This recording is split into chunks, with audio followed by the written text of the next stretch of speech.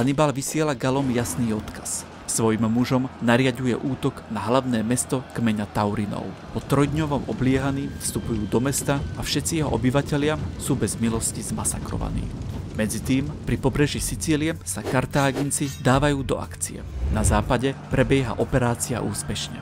Pri nájazde na Liparské ostrovy je niekoľko ich lodí zničených v búrke a neďaleko Mesinského prielivu sú prepadnuté syrakúskym námorníctvom. Medzičasom sa do oblasti dostavuje konzul Longus, ktorý začína protiofenzívu a obsadzuje Maltu. Keď ho však zastihne správa o Hannibalovom prekročení Alp, zamieri späť na sever, aby pomohol Scipiovi, ktorý medzičasom už prekročil rieku Pád a pozdĺž severného brehu postupuje na západ. Spolu s ním je aj jeho 18-ročný syn, ktorý sa neskôr stane známym ako Scipio Africanus.